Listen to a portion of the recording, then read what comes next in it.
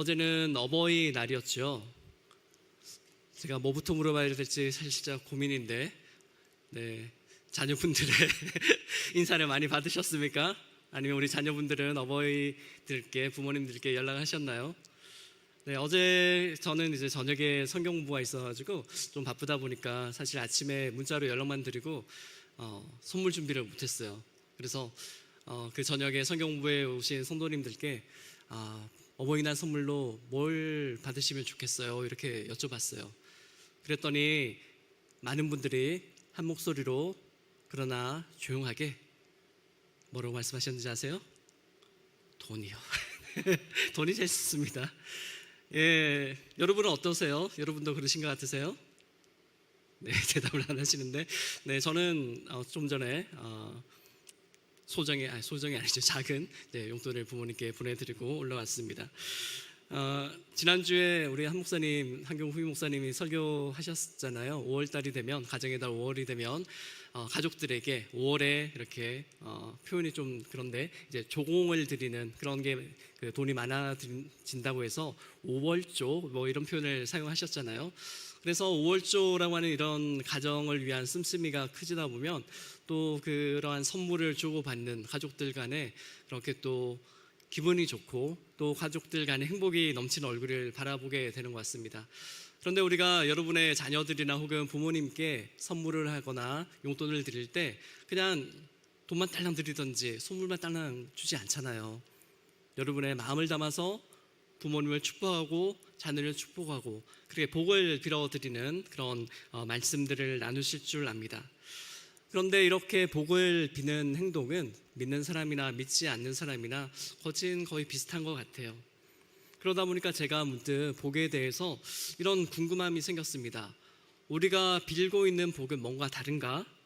우리가 빌고 있는 복의 기원, 복은 어디에서 오는 것인가? 그리고 복을 받는 자격이라고 하는 것이 있는가? 그리고 또 하나, 복 받는 사람은 어떠한 삶을 살아가야 할 것인가? 이 질문을 듣고 계신 여러분의 머릿속에 어떠한 이런저런 대답이 스쳐가시죠? 저도 그랬습니다. 그런데 또 하나의 궁금증이 생겼습니다. 우리가 그리스도인이라고 하는데, 우리가 기독교인이라고 하는데, 만약에 기독교인이라고 하는 전제로 복에 대해서 다시 한 번 더 그 질문들을 물어본다면 그 대답은 달라질 것인가? 이런 궁금함을 마음에 품으시고 이제 저와 함께 여호와께 복받은 자라고 하는 제목으로 시편 115편의 말씀을 나누고자 합니다. 먼저 복의 정의에 대해서 살펴보겠습니다. 동양에서 복은 복자를 씁니다. 자막에 이제 나오게 될 텐데요. 제단을 상징하는 보일시라고 하는 단어, 그러니까 이 복이라는 한자를 파자법으로 살펴보면 그렇습니다. 아니면 한 사람이 먹을 수 있는 밥그릇을 나타내는 입구자, 혹은 경작할 수 있는 땅, 그리고 땅을 나타내는 밭전자, 그리고 하나를 나타내는 한일자를 합친 것입니다. 제가 해달라는 자막보다 많이 써주셔가지고 그런데 아무튼 이 동양의 복은 기본적인 의식주가 보장된 안정된 삶을 나타내고 있고요. 그리고 고대 동양 사회에서는 풍요와 번영 그리고 평안을 의미를 했습니다.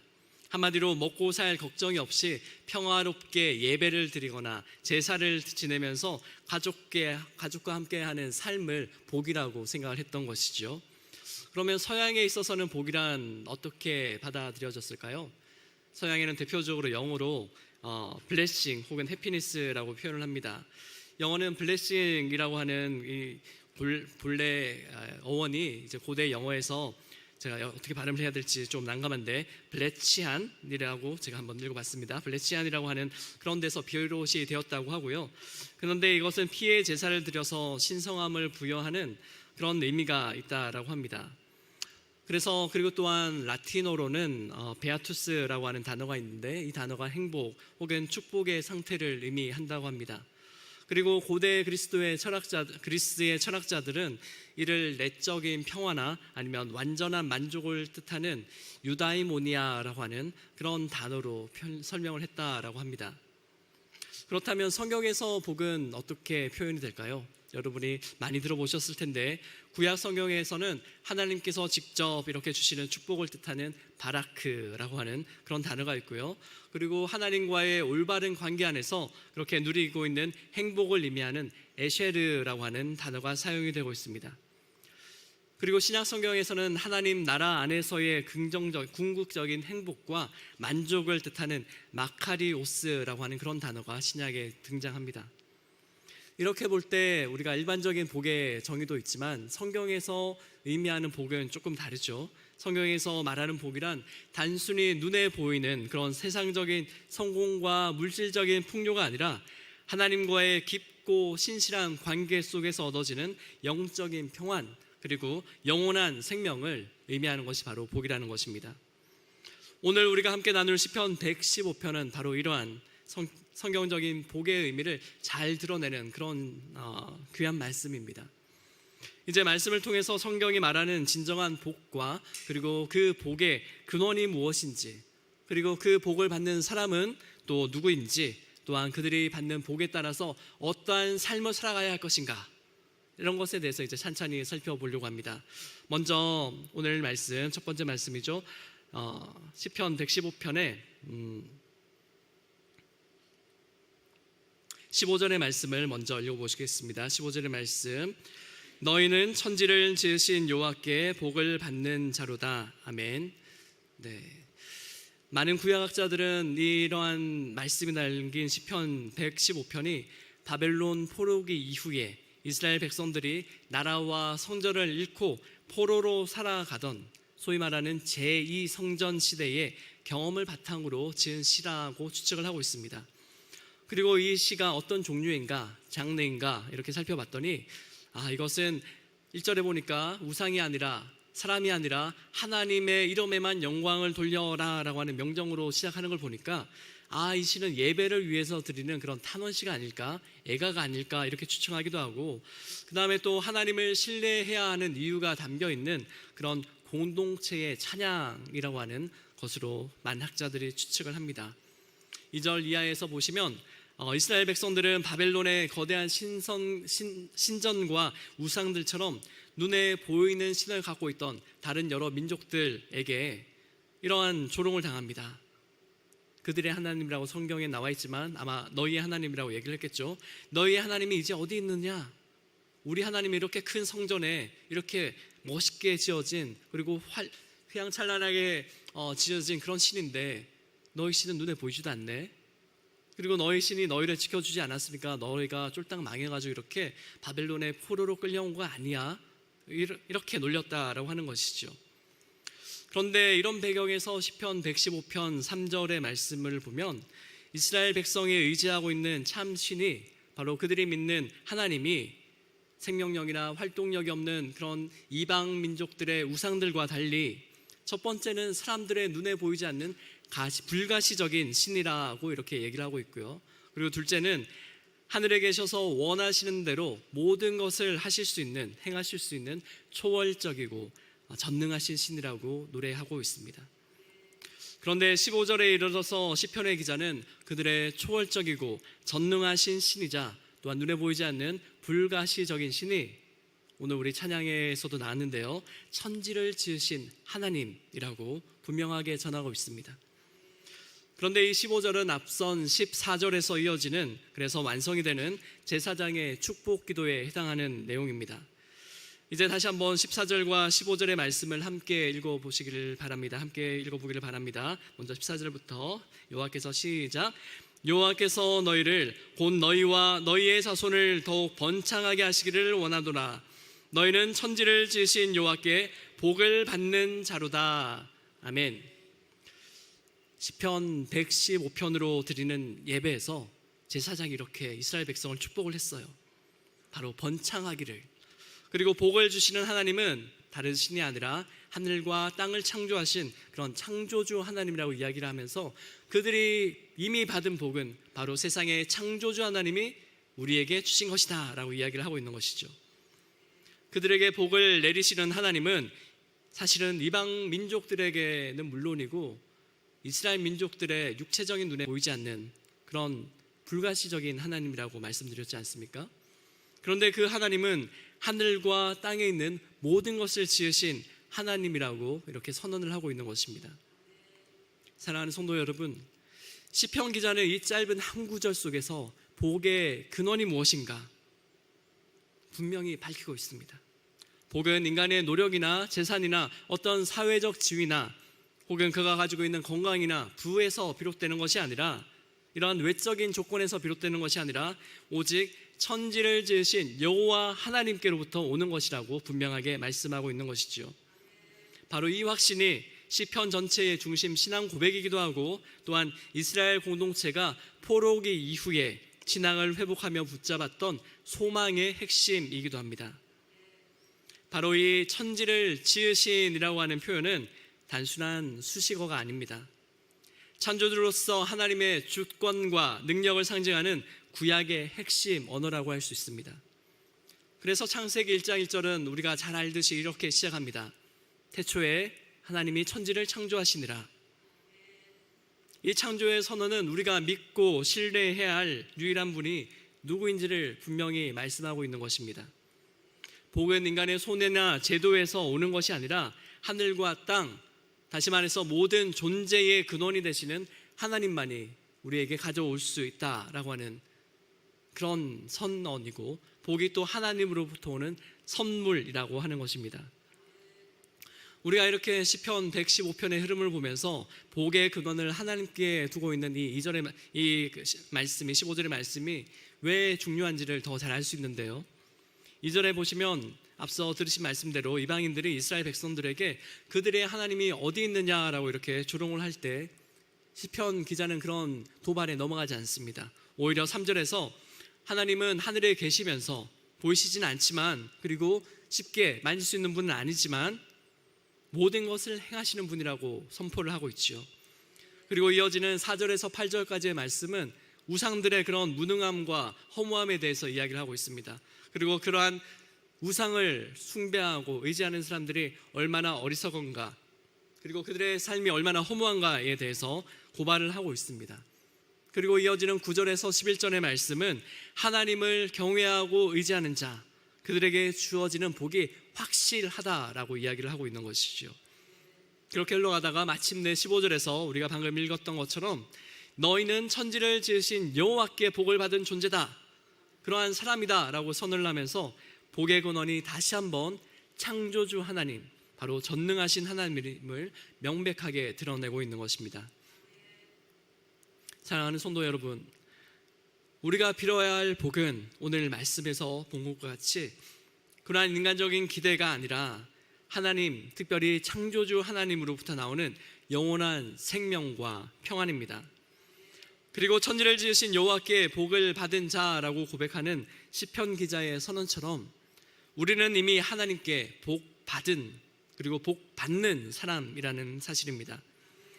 따라서 우리는 복의 근원이신 하나님을 신뢰하며 그분의 손에서 복을 받아 누리는 그러한 삶을 마땅히 살아가야 한다는 것입니다. 그러므로 본 시편의 핵심은 세상적인 번영이나 형통의 약속이 아니라 하나님과의 관계 안에서 하나님께 받은 삶을 우리가 어떻게 이해하고 살아낼 것인가에 달려 있는 것입니다. 이 점에서 시편 115편 15절은 우리가 누구로부터 복을 받은 존재인지, 그리고 그 복의 근원이 얼마나 견고하고 신실한 하나님이신지를 다시 한번 우리에게 되새기게 합니다. 바로 창조주 하나님만이 복의 근원이 되시고, 그리고 우리가 신뢰해야 할 유일한 근거라고 믿으시면서 또한 우리 모두 고백하시기를 바랍니다. 이제 창조주 하나님이 주신 복을 받는 사람은 누구인지, 그리고 복을 받는 자의 삶은 어떠해야 하는지 시편의 본문을 계속해서 읽어가며 살펴보겠습니다. 이제 시편 115편 16절의 말씀을 다 함께 읽겠습니다. 하늘은 여호와의 하늘이라도 땅은 사람에게 주었도다. 아멘. 어떻게 보면 너무 뻔한 얘기 같고 평범한 얘기 같습니다. 어떤 종교에서 말하는 산은 산이고 물은 물이다, 이렇게 얘기하는 것 같아요. 그런데 사실은 이 한 구절 안에 하나님과 인간의 관계, 그리고 복받은 자의 책임이 분명히 담겨 있습니다. 시편 115편이 말하는 복받은 자라고 하는 것은 바로 하나님께서 맡기신 땅에서 그분의 통치를 인정하면서 그분의 뜻을 실현하고 그리고 하나님을 찬양함으로써 살아가는 신앙의 증인이다라고 하는 것입니다. 그리고 이제 소제목을 보여주실 텐데 제가 이거 말씀드리고 있는 물론 두 번째 소제목입니다. 복을 받는 자는 하나님께 땅을 위임받은 신앙의 증인이다. 이렇게 앞서 말씀드린 것을 요약을 할 수가 있습니다. 복을 받는 자, 바로 하나님께 땅을 위임받은 신앙의 증인, 바로 우리죠. 우리가 바로 복을 받는 자라고 하는 말씀입니다. 이렇게 하늘은 여호와의 하늘이라고 선언을 하고 있는 이 말씀을 보시면 바로 하나님의 초월성 그리고 절대 주권을 드러낸 것을 알 수가 있는데, 이 말씀은 우리가 앞서 보았던 3절의 말씀과도 연결이 됩니다. 오직 우리 하나님은 하늘에 계셔서 원하시는 모든 것을 행하셨나이다. 이 말씀은 하나님께서 우주의 주인이시며 또한 당신의 뜻을 따라 온 세상을 주관하신다라고 하는 선언입니다.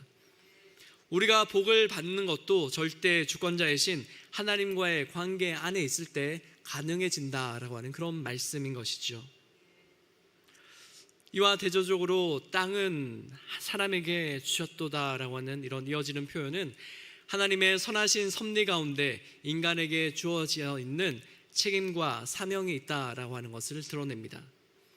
하나님은 자신의 거처인 하늘, 곧 영원한 세계를 우리 인간에게 넘겨주신 것이 아니라 바로 시간과 역사 가운데 있는 땅을 우리에게 맡기셨습니다. 이로 인해서 인간의 삶은 일시적인 생존이 아니라 영원한 하나님의 통치와 연결이 됩니다.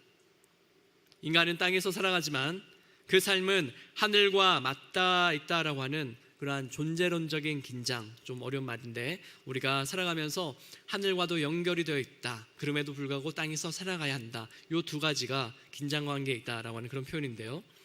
그런데 하나님은 우리가 이 땅에서 살아가는 삶을 통해서 하나님 나라의 영원한 질서에 참여하도록 우리가 우리의 삶을 통해서 이렇게 초대하기를 원하신다라고 하는 사실을 말씀해 주시는 것입니다. 바로 이러한 초대를 여러분이 받아들이시고 믿는 그런 축복이 또한 이 시간 함께 하시기를 바랍니다. 이제 우리가 창세기의 창조 이야기에서 특별히 땅의 신학적인 의미를 조금 더 깊이 이해하고자 합니다. 창세기 1장 11절과 12절에서 하나님은 땅으로 하여금 다양한 그런 생명을 내도록 명령을 하셨습니다. 다양한 종류대로 식물도 내게 하셨고, 그래서 땅은 그대로 그 말씀대로 생명을 품어내는 역할을 감당합니다. 땅이라고 하는 것이 단순한 창조의 배경이 아니라 생명을 내어주는 그런 생동적인 존재다라고 하는 것이 이 말씀의 배경입니다. 이어지는 창세기 1장 26절을 보시면 하나님은 인간에게 땅과 그 위에 있는 모든 생물을 다스리라라고 하는 명령이 있습니다. 우리가 너무나 잘 아는 말씀이죠. 그런데 이는 땅이 하나님의 나라의 뜻을 구현하는 삶의 무대로서 우리 인간들에게, 우리 사람들에게 위탁되었다라고 하는 것을 의미합니다. 또 그러한 의미를 조금 더 살펴볼 수 있는 것이 창세기 2장에 보시면 히브리어 아담이라고 하는 이름이 나옵니다. 그런데 그 이름의 기원이 흙이라고 하는 뜻의 아다마에서 유래한 것을 알 수가 있습니다. 그것은 인간이 땅과 뗄려야 뗄 수 없다, 그런 불가분의 관계에 있음을 보여줍니다. 게다가 창세기 1장 27절에서 하나님의 형상대로 하나님을 창조하셨다라고 하는 그런 문장이 있는데, 여기에서 사람을 바로 아담이라고 표현을 했습니다. 이는 아담이라고 하는 명칭이 단지 한 인간, 최초의 창조된 남자, 그 사람의 명칭만 가리키는 것이 아니라 바로 인류 전체를 지칭하는 집합 명사로 사용한 것입니다. 그 점에서 땅이라고 하는 것은 하나님과의 계약 안에서 개인이 아니라 공동체 전체에게 주어져 있는 그러한 생명의 공간이라고 하는 사실을 우리는 기억해야 합니다. 구약 신학자 중에서 월터 브루그만이라고 하는 분이 있는데, 그분이 땅이라고 하는, 영어로는 랜드라고 하는 그런 책을 쓰셨어요.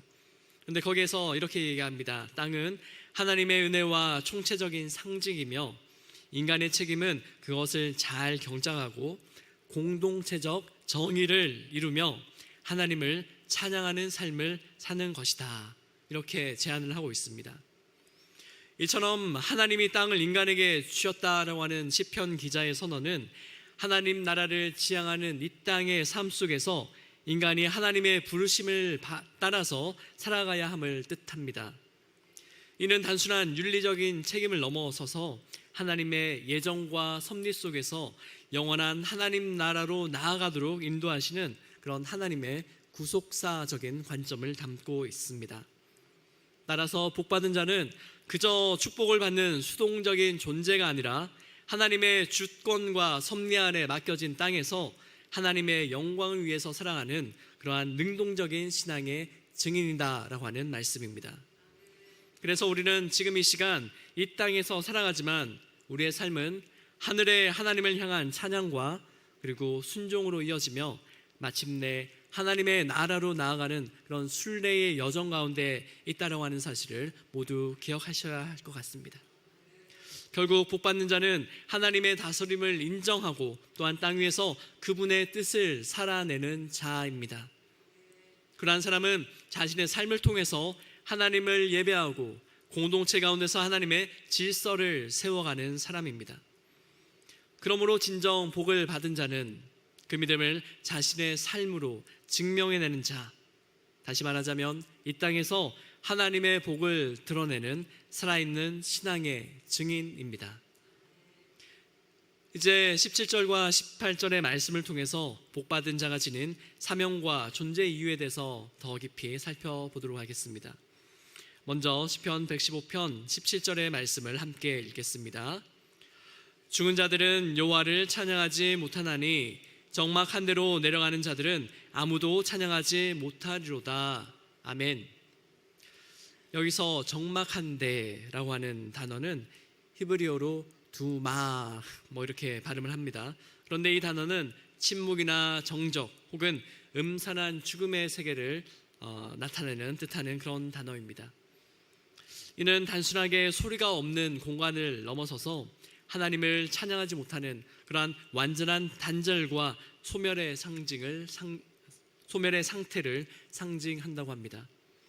이러한 적막함은 하나님을 모르는 이들이 영적으로 빠지게 되는 그런 상태라고도 할 수 있습니다.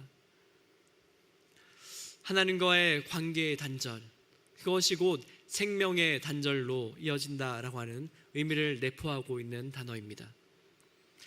주후 4, 5세기경에 활동한 교부로서 고백록과 하나님의 도성이라고 하는 저서로 유명한 분이 계시죠.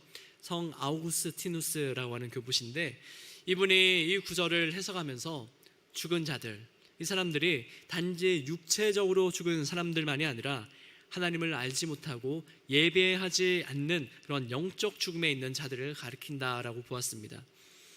따라서 우리는 17절의 말씀을 통해서 하나님과의 관계 안에 있지 않은 자들은 결코 하나님을 찬양할 수 있는 생명이 없다라고 하는 사실을 깨닫게 됩니다. 그러나 시편 기자는 17절과는 대조적으로 18절에서 이렇게 고백합니다. 우리는 이제부터 영원까지 여호와를 송축하리로다. 할렐루야. 네, 아멘. 이 찬양은 단지 한순간의 그런 감정이 반영된 찬양이 아닙니다. 이 선언은 시간을 초월하는 영원한 우리를 향한 부르심이며 산자들의 특권이자 사명을 담고 있습니다. 구약학자들은 이 18절의 말씀에서 이제부터 영원까지라고 하는 고백의 근거에서 이 찬양을 단순한 예배의 행위가 아니라 부활신앙 공동체의 존재 이유, 왜 우리가 살아가는가를 드러내는 고백으로 보고 있습니다. 죽음과 적막함을 넘어서서 부활하신 주님과 함께 살아계신 하나님을 송축하는 그런 부활 공동체로 살아가는 것이 바로 시편 115편이 오늘 우리에게 전하는 복의 정수라고 할 수 있습니다. 따라서 우리는 시편 115편 18절에 우리는 영원히 하나님을 송축하리로다 하는 이 고백을 단지 수천 년 전 바벨론 포로기에 있던 이스라엘의 찬양으로만 간주해서는 안 될 것입니다. 우리는 송축하라 라고 하는 이 고백에 이어지는 너희는 하나님을 찬양하라 라고 하는 뜻이 있는 할렐루야, 이러한 할렐루야의 명령을 듣는 지금 이 순간 바로 이 시편으로 하나님을 찬양하고 있는 바로 저와 여러분, 바로 우리 모두가 그 고백에 속한 자라는 그러한 깨달음을 얻으시길 바랍니다. 바로 복받는 자는 바로 이러한 자입니다. 단지 물질적인 형통을 누리는 자가 아니라 또 죽지 않고 살아있는 자로서 예수 그리스도의 부활에 참여하여 하나님을 송축하는 자라고 하는 것입니다. 그리고 이 송축은 단지 일시적인 것이 아니라 이제부터 영원까지라고 하는 선언처럼 영원히 이어지는 인간의 존재 목적을 나타내고 있습니다.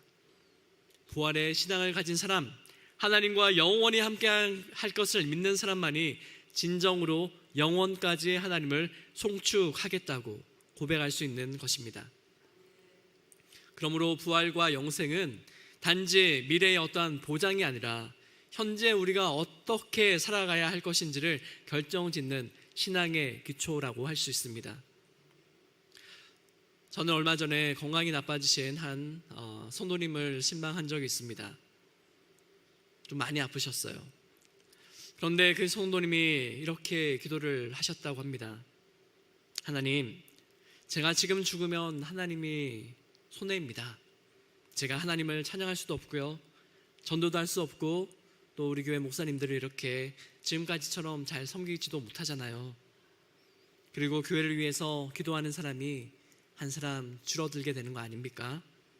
그러니까 제 건강을 회복시켜 주세요. 여러분은 이 성도님의 기도가 어떻게 들리십니까? 사실 이러한 기도는 그분이 말했던 기도처럼 자신이 감당하고자 하는 사명에 대한 확신이 없으면 이런 기도를 드릴 수 없을 것입니다. 그리고 이 성도님의 삶을 모르면 마치 그렇게 거룩한 사명을 빌미로 자기 건강을 놓고 하나님과 협상해 보려고 하는 그러한 어리석은 시도처럼 들릴 수도 있을 것입니다. 그러나 여러분, 이분의 기도 안에 있는 간절함은 단순히 자기의 육체적 건강을 위한 간구가 아니라는 사실을 깨달으시기를 바랍니다. 그분의 기도는 하나님을 찬양하며 살아가기를 원하는 하나님께 복받은 자의 사명감에 따른 것이며 부활의 소망 안에서 살아가겠다고 하는 그러한 결연한 믿음의 고백이었습니다. 죽은 자는 하나님을 찬양할 수 없습니다. 그러므로 우리는 이러한 성도님의 기도를 본받아서 우리 죽지 않게 영원히 살아가게 하나님을 찬양할 수 있게 우리 인도해 주십시오. 그렇게 당당하게 기도할 수 있어야 할 것입니다. 그런데 창세기에서 뱀이 인간을 속일 때 너희가 결코 죽지 아니하리라고 말하면서 선악과를 먹게 유혹을 했습니다. 하나님의 뜻을 거스르게 했죠. 그런데 오늘 읽은 시편 115편에서는 눈에 보이는 것이 전부인 양 기만하는 전략으로 접근을 합니다. 눈에 보이지 않는 하나님이 어디에 있냐고 조롱하면서 사람이 은과 금으로 만든 만질 수 있는 화려한 우상을 보여줍니다. 마치 그것이 성공과 번영, 안정을 쉽게 보장해 줄 수 있는 것처럼 유혹을 하고 있는 것이죠. 그리고 그러한 우상은 마치 쉽게 복을 주는 것 같아 보이기도 합니다. 그러나 시편 기자는 우리에게 이렇게 말씀합니다. 그것은 진짜 복이 아니다. 그것은 죽은 자가 따르는 길이다. 왜냐하면 살아있는 자만이 하나님을 찬양할 수 있기 때문이다.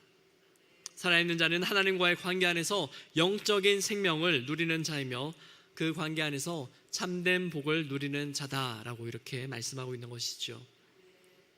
우리 모두가 부활하신 예수 그리스도 안에서 영생을 약속받고 또한 영원히 하나님을 송축할 사명을 받았다라고 하는 것이 바로 하나님께 받은 참된 복이라고 하는 사실을 우리가 모두 함께 고백할 수 있기를 바랍니다. 이제 다시 한번 시편 115편 18절의 말씀을 함께 읽으시며 하나님께 저희 이미 복받은 자로서 하나님께서 우리에게 주신 사명을 잘 감당하겠습니다. 그렇게 마음에 새기시는 시간을 갖기를 바랍니다. 이제 우리는부터 함께 읽겠습니다. 우리는 이제부터 영원까지 여호와를 송축하리로다. 할렐루야. 아멘. 사랑하는 성도 여러분, 오늘 우리는 시편 115편을 통해서 신앙적이고 성경적인 관점에서 복의 기원은 어디인지, 또한 복받은 자가 누구이며 그 삶이 어떠해야 하는지를 깊이 살펴보았습니다. 세상이 말하는 복은 보이는 것들에 집중합니다. 재물이나 명예나 건강이나 자녀들의 성공이나 그런 기타 등등등. 그러나 시편 115편은 우리에게 이렇게 말씀합니다. 참된 복은 보이지 않지만 살아계시는 역사하시는 하나님, 그리고 하늘에 계셔서 원하시는 모든 것을 자기 뜻대로 행하시는 전능하신 하나님. 그런데 그러한 하나님이 우리를 복되게 하셨고 우리에게 하나님을 믿도록 그러한 복을 주셨다라고 하는 것입니다. 바로 전능한 하나님을 신뢰하는 믿음에서 하나님의 복이 비롯된다라고 하는 것입니다. 그리고 복받은 자란 하나님께서 맡기신 땅에서 그분의 통치를 인정하며 그 뜻을 실현하고 찬양하며 살아가는 사람입니다. 단지 복을 누리는데 그치지 않고 복을 증언하면서 그리고 그 복의 근원이신 하나님을 삶으로 드러내는 신앙의 증인인 것입니다. 또 복받은 자는 하나님을 영원히 찬양하는 사람입니다. 죽은 자들은 여호와를 찬양하지 못한다라고 말합니다. 그런데 우리는 부활의 생명을 받은 자들로서 이제부터 영원까지 여호와를 송축하는 존재로 부름을 받았습니다. 사랑하는 화곡동 교회 성도 여러분, 오늘 이 말씀 앞에서 여러분은 어떤 복을 구하고 계십니까? 혹시 세상이 주는 눈에 보이는 화려한 복을 기대하고 구하고 있지는 않으십니까? 오늘 우리 모두가 다시 고백하기를 원합니다. 하나님을 신뢰하는 믿음이 곧 복입니다. 하나님께서 우리에게 주신 이 땅에서, 우리 가정에서, 교회와 우리의 직장과 우리의 공동체 가운데서 하나님을 찬양하며 살아가는 것이 복된 삶입니다. 이제 우리의 삶이 하나님을 찬양하는 증거가 되기를 소망합니다. 그리고 그 찬양이 오늘 하루만이 아니라 이제부터 영원까지 이어지기를 간절히 축복합니다. 할렐루야, 너희는 하나님을 찬양하라. 아멘.